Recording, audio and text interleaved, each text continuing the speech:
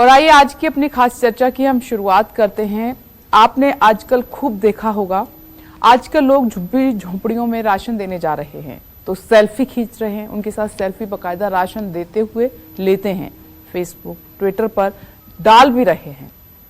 सर्दियों में रात में कंबल दान करते हैं तो फोटो खींचते हैं और उसको अपलोड करते हैं, किसी गरीब की मदद करते हैं, फोटो खींचकर आपने देखा होगा खूब वाहवाही लूटने की कोशिश करते हैं कि देखिए हमने ये दान कर दिया, वो दान कर दिया। हम रात को 1 बजे ठंड में गए, ठिठुरते लोगों को कंबल बांटा और उसके बाद वो कोई कसर नहीं छोड़ते दिखावा करने में।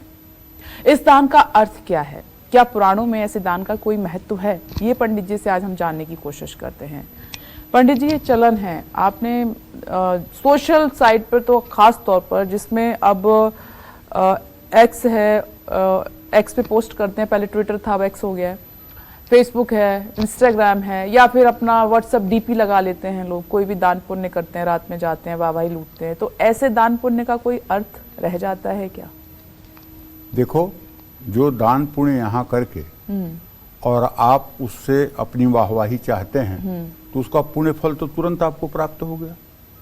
आपने दान किया, आपको वाहवाही मिल गई, आपका हृदय आनंदित हो गया, आपको परिणाम मिल गया।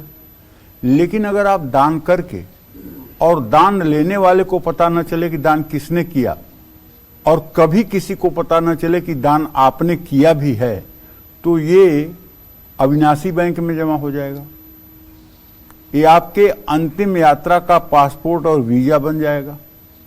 उस स्टेशन पर उतारने के लिए भगवान के 4 पार्षद खड़े होंगे, वहां आपको विमान में बैठाने की व्यवस्था होगी, वहां आपके निवास की उत्तम व्यवस्था होगी, वहां भी आपको सेवक मिलेंगे। लेकिन दान अगर आप यहाँ कर रहे हैं और उसका प्रदर्शन कर रहे हैं, उसकी वाहवाही पा रहे हैं, धन्यवाद पा रहे हैं, तो आपने परिणाम यहीं प्राप्त कर लिया।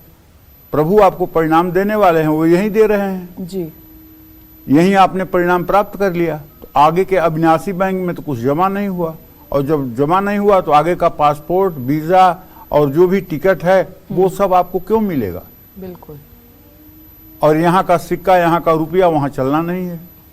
तो इसलिए दान तो कहते हैं कि ऐसा कहा जाता है कि दाहिने हाथ से दान करिए और बाएं हाथ को पता भी ना चले।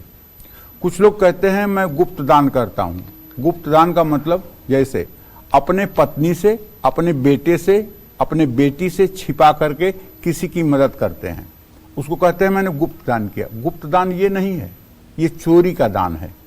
इसको कहते हैं चोरी का दान। आप अपने पत्नी से, आप अपने पुत्र से, अपने पुत्री से, अपने पिता से, माता से छिप करके दान कर रहे हैं, ये चोरी का दान है। ये गुप्त दान तब बनता है जब जिसको आप दान करें और वो अंत तक पता लगाता मर जाए कि मुझे किसने दान भेजा है, और उसको पता न लगे कि किसने भेजा है, वो गुप्त दान है। शुक्र नीति के अनुसार जो मनुष्य दूसरों की तारीफ पाने के लिए या लोगों के बीच अपनी महानता दिखाने के लिए अपने किए गए दान का दिखावा करता है, उसके किए गए सभी पुण्य कर्म नष्ट हो जाते हैं। यहाँ नष्ट का अभिप्राय यह है कि एकदम नष्ट नहीं हो जाते हैं, उसका फल तो तत्काल उसे मिल जाता है। 10 लोग उसकी वाहवाही करने वाले मिल जाते हैं, उससे उसका हृदय शीतल हो जाता है, उसका अहंकार पुष्ट हो जाता है। तो ये आनंद उसको मिल गया ना, तो इसको नष्ट नहीं कहेंगे, उसको यही फल मिल गया। कुल मिलाकर के ये मतलब आप समझ लीजिए, दान एक ऐसा पुण्य कर्म है जिसे गुप्त रखने पर ये आपको आध्यात्मिक उन्नति देता है, ये आपके परलोक को बनाता है, ये आपके अगले जन्म को बनाता है। अब आज फैशन है, हनुमान मंदिर पर, शनि मंदिर पर इस तारीख को लंगर है, सभी लोग सादर आमंत्रित हैं, सौजन्य से कोई नाम लिख दिया। अब लंगर तो 500 लोगों का होगा, पढ़ लिया उसको 2000 लोगों ने, तो लंगर का फल तो आपको मिल गया, 2000 लोगों ने पढ़ लिया। अगर वही लंगर आप सिर्फ ये लिखें कि यहाँ पर लंगर का आयोजन किया गया है, सभी श्रद्धालु भक्त सादर आमंत्रित हैं, और सौजन्य से किसी का नाम न लिखा जाए, और लंगर में अगर आप दिखें भी और आपसे कोई पूछे कि आपने तो वहाँ हनुमान मंदिर पर लंगर लगाया था शनिवार को, अरे नहीं भैया, मैं क्या लंगर लगाऊंगा, मुझे तो खुद के खाने के लाले पड़े हुए हैं। नहीं, मैंने आपको देखा था, आप हनुमान मंदिर पर लंगर में सेवा कर रहे थे। हाँ, वो मेरी इच्छा हुई कि नहीं कर पा रहे हैं तो कम से कम सेवा में ही योगदान दे दें। मैं सेवा में योगदान दे रहा था, आपने देखा होगा, तो मैं सेवा में योगदान दे रहा था। इतनी दैन्य भाव और विनम्रता से जब दान किया जाएगा तो वो दान अविनाशी बैंक में जमा होगा, और जब अविनाशी बैंक में जमा होगा तो आपके इस लोक परलोक दोनों को सुधारने वाला बनेगा। आपने जो भी दान दिया है उसे गुप्त रखेंगे तो ही उसका लाभ मिलेगा। अब ऐसा है कि ट्रैफिक पर आपने किसी बुजुर्ग महिला को 500 रुपया दे दिया, आपने समझा कि उसकी जरूरत है, और जब तक 4 लोगों से कहेंगे नहीं, अरे आज ट्रैफिक पे आ रहे थे, एक बूढ़ी महिला बहुत परेशान थी, हमसे नहीं रहा गया, हमने 500 रुपया दे दिया, सब खत्म। आपने 500 दिया, अब आपने बता लिया ना, अब ये खत्म बात। और अगर यही बात आपके जीवन तक गोपनीय रह जाए तो ये 500 आपके लिए 5 करोड़ का जो है अविनाशी बैंक में जमा हो जाएगा। क्योंकि गोपनीय दान जो है ये इस पे प्रभु की नजर रहती है, और जिस दान का बखान किया जाता है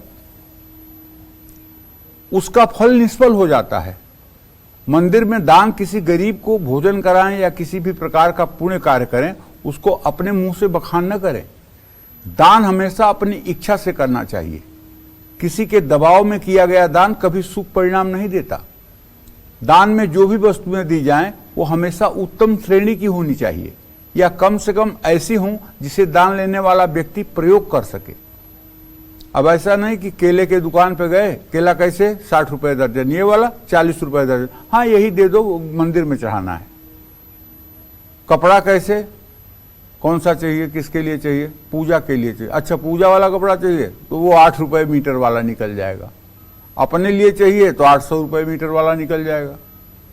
सुपारी कैसे चाहिए, पूजा के लिए चाहिए कि खाने के लिए, नहीं पूजा के लिए, तो छोटी छोटी सुपारियां निकाल करके दुकानदार पकड़ा देगा। खाने के लिए चाहिए तो बड़ी बड़ी सुपारियां निकाल के दे देगा। तो पूजा के लिए भी दुकानदारों को भी पता है कि पूजा के लिए जो सबसे निम्न वस्तु है वही दे दो। तो निम्न वस्तु की, निम्न श्रेणी की वस्तुओं का न तो दान करना चाहिए और न तो निम्न श्रेणी की वस्तुओं का पूजा पाठ में उपयोग करना चाहिए।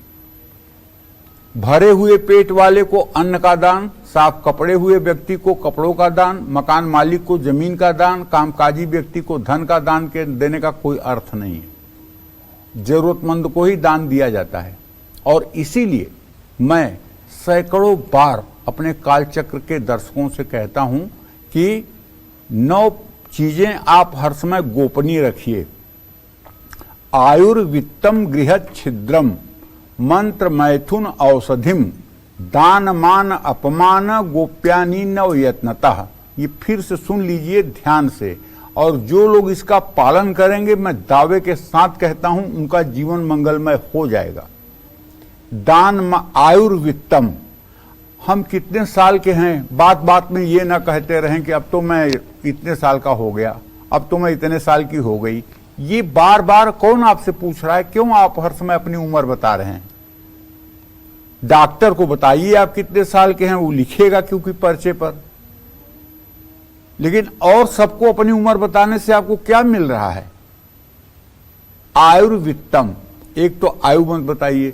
दूसरी बात, हर समय अपने वित्तीय, अपने मतलब कि आर्थिक स्थिति का बयान मत करिए कि अब मैं बहुत कर्ज में हूं, इस समय मेरे ऊपर 20 लाख का कर्ज है, या मैं 5 करोड़ की सेविंग कर चुका हूं, या मैं 10 करोड़ का घर ले चुका हूं, या 500 करोड़ की जमीन ले चुका हूं। ये सब मत कहिए किसी से। आयुर्वित्तम गृह छिद्रम, गृह छिद्र कहते हैं अपने घर की बुराई। मेरी पत्नी महान ऐसी है, मेरे पिताजी बहुत ऐसे हैं, मेरी माँ बहुत खराब है, मेरे भाई जो है हमसे द्वेष करते हैं, मेरी बहन ऐसी है। ये सब अगर आप कहेंगे अपने घर की बुराई, तो इससे सिर्फ और सिर्फ आपका नुकसान होगा। अपने परिवारी जनों के बारे में आप चर्चा करेंगे तो इससे सिर्फ और सिर्फ आपका सम्मान गिरेगा।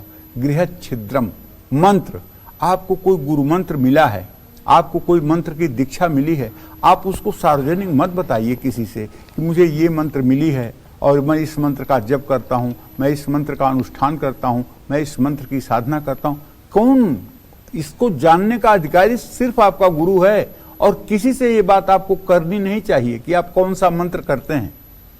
आयुर्वित्तम गृह छिद्रम मंत्र मैथुन। मैथुन कहते हैं स्त्री पुरुष के संयोग को। स्त्री आप अपने पत्नी के साथ क्या करते हैं, कैसे करते हैं, इसकी चर्चा पूरी दुनिया में आपको किसी से कभी भी नहीं करनी चाहिए। आयुर्वित्तम गृह छिद्रम मंत्र मैथुन औषधिम। दवाइयां जो आप खाते हैं उसको 4 लोग जब बैठे हों तो बीच में उनके खोल करके मत खाइए। दवाई हर समय अकेले में खाइए और दवाइयों का डब्बा भी छिपा के रखिए। और क्या दवाई खाते हैं इसको पब्लिश मत करिए, इसको प्रचार मत करिए। आयुर्वित्तम गृह छिद्रम मंत्र मैथुन औषधिम। दवा आप क्या खाते हैं सिर्फ डॉक्टर से बताइए। दान आप जो करते हैं उसकी तो कभी चर्चा ही मत करिए। मान, अगर कहीं आप जा रहे हैं, आपकी आरती उतारी जा रही है, आपको माला फूल पहनाया जा रहा है, रास्ते में फूल बिछाए जा रहे हैं और वहां आपका बहुत स्वागत हो रहा है, तो मत आकर के कहिए अरे वहां गए तो वहां बड़ा दिव्य व्यवस्था थी, इतनी अच्छी सुविधा थी, इतना अच्छा आगत स्वागत हुआ, इतना बढ़िया सब माला फूल चढ़ा, इतनी बढ़िया आरती। मत कहो यार, ये सब तुम्हारे सुकृत को नष्ट करने वाले होंगे। मान, जो भी मिला आपको सम्मान, उसको हजम कर जाओ। अपमान, अगर आपका किसी ने अपमान किया हो, आपको कहीं इंसल्ट मिली हो, तो उसकी बार बार चर्चा मत करो। मैं वो दिन नहीं भूल सकता जब उसने मुझे ऐसा कहा था, मैं वो दिन नहीं भूल सकता जब मेरे पास 1 रुपए नहीं थे, उसने मेरे साथ ऐसा व्यवहार किया था। ये सब क्यों कहते हो? इन सब चीजों को कहने से क्या फायदा है? गीता में भगवान ने कहा है, अनपेक्ष सुचिर दक्ष उदासीन गतव्यथ सर्वारंभ परित्यागी यो मद भक्त समे प्रिय। इसका अर्थ है किसी से कोई अपेक्षा मत रखो, चाहे वो माता हो, चाहे पिता हो, चाहे भाई हो, चाहे बहन हो, चाहे रिश्तेदार हो, चाहे कोई इंसान हो। किसी से उम्मीद मत लगाओ कि कोई तुम्हारे लिए कुछ करेगा। सिर्फ भगवान से उम्मीद लगाओ कि भगवान तुम्हारे लिए कुछ करेंगे। अनपेक्षा, किसी से अपेक्षा मत रखो। सुचिर दक्ष, अपने सोच में पवित्रता रखो। उदासीन, सुख और दुख में समान भाव बनाकर रखो। न सुख में नाचने की कोशिश करो और न दुख में रोने की कोशिश करो। दोनों स्थितियों में आपके चेहरे का भाव एक जैसा रहे। गतव्यथः, जो व्यथाएं आपके जीवन में रही हैं, जो कष्ट आपको जीवन में मिले हैं, उनकी चर्चा मत करो, उन्हें भूल जाओ। सर्वारंभ परित्यागी, एक घर है तो 2 घर हो जाए, 2 घर है तो 4 घर हो जाए, 2 गाड़ियां हैं तो 5 हो जाए, 1 फैक्ट्री है तो 2 हो जाए। इस भावना से कार्य मत करो। काम करना है, कर्म करना है, प्रभु की आज्ञा है, इसलिए कर्म करो। जो हो जाता है वो ठीक है, नहीं होता है तो उसके लिए मरना नहीं है और उसके लिए सोचना और संकल्प नहीं करना है। सर्वारंभ परित्यागी, इसी को सर्वारंभ कहते हैं। परित्यागी, इसका परित्याग करो। यो मद भक्त समे प्रिय, ऐसा जो मेरा भक्त होता है वो मुझे प्रिय होता है। ये भगवान कहते हैं, गीता के 12वें अध्याय का 16वां श्लोक है। इसकी विस्तृत व्याख्या अगर आप साधक संजीवनी में स्वामी राम सुखदास जी की टीका पढ़ेंगे तो आंखें खुल जाएंगी। तो इसलिए दान को छिपा करके ही हर समय करना चाहिए, लेकिन ऐसा हो नहीं रहा है। मंदिरों में देखिए तो वहां संगमरमर पर सबके नाम उकेरे हुए हैं कि 5001 इन्होंने दिया है, 1001 इन्होंने दिया है, 501 इन्होंने दिया है, सबका नाम लिखा होगा, सबका नाम लिखा होगा। छोटे छोटे कामों में भी लोग दान करते हैं तो उसमें अपना नाम देखने की कोशिश करते हैं, और जिन लोगों का नाम न लिखा जाए वो लोग दान नहीं करते हैं। तो या तो आप संसार के दिखावे के लिए दान कर रहे हैं तो उसका पुण्य आपको यहीं मिल जाएगा, लोग वाहवाही आपकी करेंगे, जय जयकार आपकी करेंगे, आप आनंदित हो जाइए, प्रफुल्लित हो जाइए। और अगर अविनाशी बैंक में जमा करना चाहते हैं तब तो आपको गुप्त दान ही करना पड़ेगा। अगर आप गुप्त दान करते हैं तो विश्वास रखिए आपके अंतिम यात्रा का टिकट AC फर्स्ट क्लास में होगा, और वहाँ स्टेशन पर 4 पार्षद आपको उतारने आएंगे और बढ़िया विमान में बैठाकर आपको अच्छे गेस्ट हाउस में ले जाएंगे और वहाँ आपका सम्मान होगा। जय मां विंध्यवासिनी।